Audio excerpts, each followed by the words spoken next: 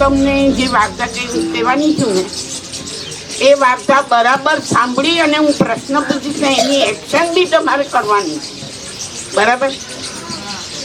આ જે મોટું આ તમારું અહીંયા બધું ગંદા પાણીનું ખાબોચ્યું છે, પણ હું જે વાર્તા કહેવાની છું એ એકદમ સરસ મજાનું મોટું તળાવ હતું.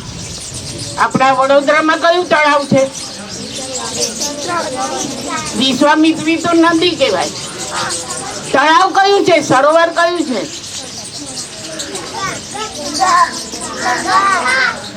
ગંગા તો નદી છે. વડોદરામાં નર્મદા તો આપણે ભરૂચ જવું પડે. વડોદરામાં સાબરમતી છે તો અમદાવાદમાં શું છે?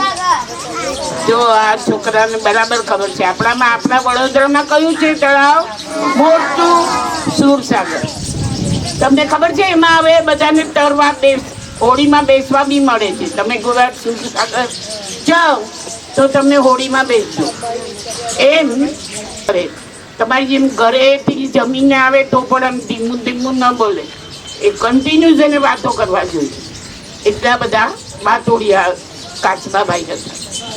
એ રોજ સવારે બંને હંસ આ કાચબાની પાસે સરોવરને કિનારે આવે, ત્રણેય જણા ભગવાનની, દેવી દેવતાઓની બધી વાર્તાઓ કરે એકબીજાને અને સાંજે છૂટા પડે. આવું એ લોકોનું રોજનું ચાલે. ખાસ ત્રણે મિત્રો. એક દિવસ શું થયું, એ શહેરમાં, એ ગામમાં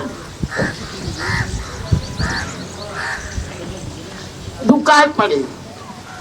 દુકાળ પડે એટલે શું ખબર છે કોઈને?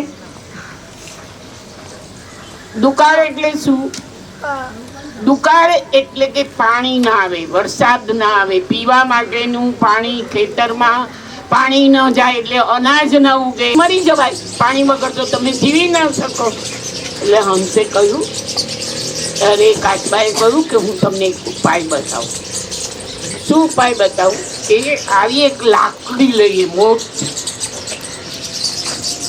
આ લાકડીમાં હું છે ને વચમાં ઊભો રહીશ અને મારા મજબૂત દાંત વડે આમ કરી લાકડી મોઢામાં નાખી અને મારા મજબૂત દાંતથી હું પકડી લઈશ. બરાબર? મને ઉડતા આવડતું નથી.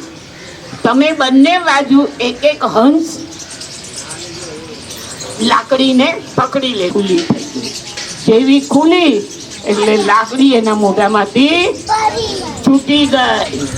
પડી નથી ગઈ લાકડી, તો હંસે પકડી રાખી હતી, પણ કાચબાબાઈ છૂટી ગયા અને નીચે પડ્યા અને હંસ આગળ વધ્યા. આ વાર્તામાંથી આપણને શું શીખવા મળે છે? પેલા કોઈ કહેશે પછી હું કહીશ. તને ખબર પડી વાર્તા? તમને લોકોને શું શીખવા મળ્યું? કોઈને કે કોઈને ખબર નથી પડતી એને બિચારું બોલ દે.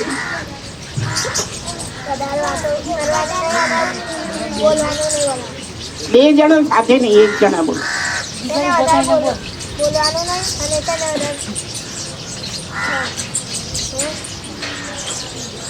હંમેશા બુદ્ધિશાળી માણસની વાત સાંભળવી જોઈએ, સ્વીકારવી જોઈએ. આપણા ઘરમાં જે આપણા ભાઈ બહેન હોશિયાર હોવું જોઈએ નહીં, પણ મેં કીધું કે બીજું પણ આપણને શીખવા મળે છે કે આપણે હંમેશા હોશિયાર બુદ્ધિશાળી મિત્રો બનાવવા જોઈએ, જે આપણાથી હોશિયાર હોય. એ મિત્રો આપણને જે સલાહ આપે, સૂચન આપે, એ પ્રમાણે આપણે વર્તવું જોઈએ. ખબર પડી ને? એટલે હવે આજે તમે બધા ખૂબ હોશિયાર બનજો, એટલે તમને બધા પોતાના મિત્રો બનાવે. વાર્તા બધાને ખબર પડી? ચલો, મને કોણ કહેશે આમાંથી થોડી વાર્તા શરૂઆતની? બોલો, શું સમજી તું? માઇકમાં બોલ.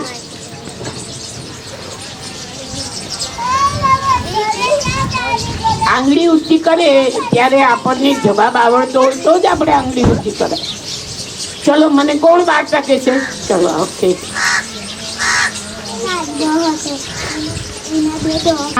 આપણા મિત્રની વાત માનવી જોઈએ. એને ચૂપ રહેવાનું કહ્યું હોય તો આપણે ચૂપ રહેવું જોઈએ. કારણ વગર ગમે ત્યાં બહુ બોલ બોલ બોલ બોલ કરવું નહીં. અને કેવા મિત્રો બનાવવા જોઈએ? સારા નહીં, કેવા? હમણાં ભગવાન પાસે શું માંગતા હતા તમે? હા, બુદ્ધિશાળી હોશિયાર મિત્રો બનાવવા જોઈએ.